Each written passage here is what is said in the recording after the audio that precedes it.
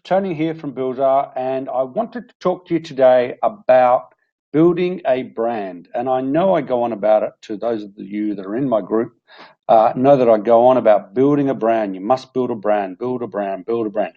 Look, I just had to explain it by using a case study or an example of a brand, one of many that are out there, that is doing very, very well. Now, I know in this case, we're talking about 7-8 figure seller, okay?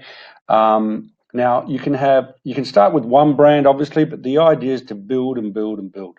First, you build SKUs, then you build brands, as in multiple brands. So the idea, if you're new, if you're still looking, do not focus on the product so much. Just focus on what your brand is, what your story is, and then go from there. Now, let's have a look here. Here's an example of this brand here, Benevolence LA. Nice name. Benevolence means giving. It's a lovely name. But let's have a look at the products, what they sell. You can see here, Mexican blanket, a necklace, a candle, scented candle, a necklace, another Mexican blanket. This is their store on Amazon, okay? Earrings, necklaces, bracelets, more earrings. Pretty sort of common stuff. Good pricing. When I say good pricing, low pricing. Most of them under $20 or around between $15 and $20. Very gettable, very attractive, if you like. But then you go below and you look at, what's this? Your purchase will impact. Okay, and you have to read. This intrigues you and shows some kids from Africa here drinking water. So this is the thing. Okay, you can see here the products they sell. Okay, this is their store. So if you have a look at them, what is it that sets them apart? Now let's have a look on Amazon. First of all, no, I don't care about that. First of all, have a look at all I did was I put in the name, and you can see all the products that they sell. Mexican blankets, candles, jewelry. Common products. Most gurus will say to you, don't go there. Do not go there. Too competitive. Thousands of competitors. Waste of time, etc. There is a good point about that, but if you've got a story to tell and the value is selling your brand, then you definitely have a big advantage. So let's have a look at the criteria I put as what I call reasons for success, okay? So number one is to choose a high demand market niche. It will normally means very competitive as well. But again, that keyword differentiation, if you can differentiate, it's okay. If you can do that, then you can enter a high demand niche. Let's have a look. Let me just go back. Now, for example, I had a look at, this is, what is it? This is for Benevolence. If I look at their Mexican blanket, very common, a lot of reviews. Mind you, he's been selling for about 3 years. Got a lot of really good reviews. Yeah, about 3 years or so, three and a half years. Lots of variations, lots of colors, as you can see. Brilliant. So 1, 2, 3, 4, 5, 6, 7, about 10 variations. Let's have a look at this. Oh yeah, that's the other product. Have a look. I did an X-ray on it, and have a look at the demand. 3 million. Let me just move my head here. $3 million. Okay, not their products, but that's the size of the market just for Mexican blanket wool. That keyword. Okay, good pricing, relatively low reviews. 200's not horrible.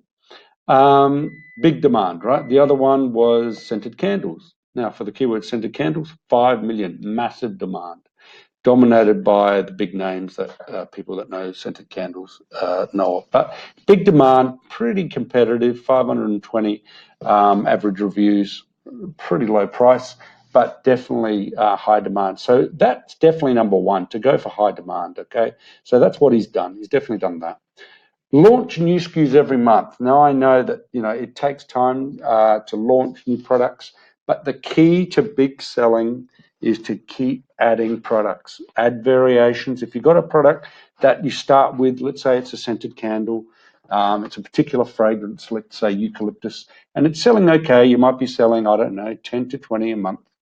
Sorry, 10 to 20 per day, 10 to 20 a month would be terrible. 10 to 20 per day. It's okay, right? It's okay. It's getting through. It's not making you a lot of money, but it's okay. It's actually a reasonable sign. If you're selling one product brand new for 10 to 20 a day, it's not too bad. It's not a home run, but it's not too bad. It's probably like a first or second baser. But what it tells you is that if you build on that and if you've got a story there, you can start adding variations. And with candles, it's easy because you just add fragrances, right? That's all you do. It's very simple. So the point is follow the 80-20 rule, because if you start with one product, people get hung up on their first product way too much. I know I did going back 4 years. I got hung up on our first product, which was a scented candle, and I put so much energy into it and I was wasting my energy. But when you start adding products, and instead of one product, you have 10 products or you have 20 products, suddenly the pressure sort of eases. You're spreading it over a number of products and you follow the 80-20 rule. What I mean by that is the 80-20 rule applies with success for products. That is that typically only 20% of your products will achieve 80% of the sales. That's normal. So in other words, let's say you've got 10 products, maybe 2 or 3 of them will be home runs or close to them or third bases. Another 2 or 3 will be, maybe second base. And then maybe 2 or 3 of them will be duds. And you've got to expect that. That's normal, all right? So if you launch 10 products and you get 10 home runs, that would be incredibly rare, not common at all. So follow the 80-20 rule. The key is, though, launching SKUs every month, not every year, every month. The idea is to build and build and build. So let's have a look at an example. I know Benevolence, they have over 100 SKUs. Okay, over 100 when you include all the variations and so on. Okay, so that's the thing. That is the key. Lots of variations, as you can see. Obviously, Mexican blanket, incredibly popular. Why would you stick with one color? You'd never do that. You would offer a choice, right? Very, very clever. And of course, some of them will be much more popular than the others. The mint and the mandarin, very, very popular. Okay, so that's that key done as well. So very important to do that. You must have a common theme amongst the products, okay? So obviously, he's got gifts. They're all gift giving. They're all gifts, all right? So a blanket is a gift. A candle is a gift. Jewelry is a gift. They're all gifts. That's the common theme. And gifts on Amazon sell by far the most amongst other products. So definitely gifts are the way to go. Very good theme. Brand building, this is what it's all about. Tell the story, and this is where they absolutely excel. Their marketing is brilliant. As I mentioned, when I looked at their website, their Amazon store, they had at the bottom, some African kids drinking water. Well, what's going on there? And it says, we are Benevolence products with a purpose. With a purpose. What's the purpose? Well, let's have a look at their website. And this is their website. And this is brilliant. I'm talking from a marketing point of view, but obviously from a charity point of view, it's brilliant. So they're giving to charity. They're giving to charities in Africa and so on, which is just clever. I mean, it's more than clever. It's loving, it's kind, it's generous. As the name says, it's benevolent. So this is a brilliant mission. They've got a mission. Very, very good. I mean, you've got to absolutely applaud the type of people that do this, and the type of purpose that they have. So products with a purpose, very, very well done. So that's the thing. Build a brand. It's products with a purpose.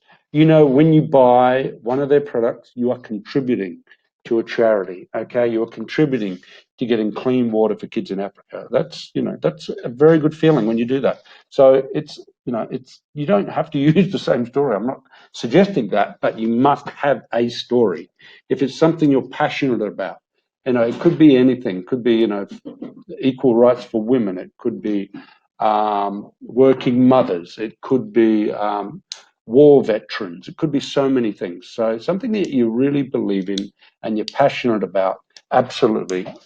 If you can build a brand around that, you can do that with almost any product, okay? The next thing is multi-channel marketing. And in the group, I posted a webinar that was hosted by a number of gurus in multi-channel marketing. And it's so important. We know that ManyChat is killing it at the moment for reviews using Rank and Review, but it doesn't stop there and should not end there. Facebook, Instagram, ManyChat, Pinterest, email, follow-ups, all those things are very, very important. So, they do it. They do it and they do it well. They're everywhere. They're on Facebook. They have a Facebook page. Of course they have a Facebook page. And it's a damn good Facebook page. It's got a lovely video with a good-looking girl. Three good-looking, I think they're the same girl. They have a story. They have giveaways. They have competitions. They talk about their missions. This is a brilliant Facebook page, and they've got thousands of followers. What was this one? I think this is the same thing. Oh, this is the actual story. Yeah, I won't go into that now. Instagram, very, very important. Lots of followers, 22,000 followers. Brilliant. It shows the products that they sell. Beautiful looking people. Having celebrities helps as well, most definitely. The story there of giving, I love it. It's absolutely brilliant. Okay, it's loving. That's me. It's funny. That's an old photo of me. Anyway, enough of me. It's just very, very clever. Pinterest, much underutilized. My mate Joe Reichfeld will tell you how important Pinterest is and how little it's used and how you can do so much with Pinterest. Okay, brilliant. Having a Shopify store. Oh, Facebook Messenger, of course, having Facebook Manage Chat, very important. Having a Shopify store, as I mentioned, is brilliant, where you can buy on your own store, add to cart, there it is. Okay. Yeah, so that's brilliant. That's actually the way to do it. Multi-chat plus emails, plus follow-ups, all that sort of thing. Very, very clever. Aggressive PPC. It goes without saying you must have PPC. All right, that's a given. You know that. I always say you should be spending at least 10% of your sales on PPC. Some people say that's too much. Oh, it's way too much. I would never spend. If you're doing $1,000 a day in sales, would you spend $100 on PPC? Darn right I would. Darn right I would, especially this time of the year. My goodness, at Christmas time and holiday periods, oh, you've got to go hard with PPC because you can be rest assured that your competitors are for sure. All right. So things like this, headline ads, right? That's massive. You've got to be at the top every time. Sponsored ads right at the top. You've got to be aggressive with PPC. It goes hand in hand. Aggressive PPC along with a great launch strategy using things like Managed Chat, having your email list, having your follow-up, having your exposure on Instagram, Pinterest, Facebook. They all go together to make a great solution when you launch. So when you do launch, it explodes because you've got a buzz, you've created a buzz about the products. That combined with PPC right from the start, by the way, right from the start. So you should have reviews ready to go at the start and PPC will go bang. Fully optimized listings. This is really important. Follow the product audit. I've talked about the product audit many, many times on previous videos. If you want to get a copy of it, here it is. Things like 6 images in a video, customer reviews above 4.5, a minimum of 15 customer reviews. The top reviews are on first page. Do not show 1 or 2 star. We can remove them if you like, or move them, I should say. Title with a dash, and then the back end, make sure it's gift message and gift wrapped. I've gone through this all before. Bullet points with emojis. Make sure that the back end is full. Very, very important. Let's have a look at a couple of products here. So if we look at 1 or 2 of the products, let's take, I don't know, take this lovely looking candle. Lovely looking candle. So if you follow the product audit, you need 6 images and it doesn't have a video, which is interesting. Maybe they're still working on a video for that one. But it lacks a video, so that's number one thing that it's lacking. It's got very good ratings. 4.5, 4.3, nearly 4.5, appears as 4.5, and 106 is pretty good.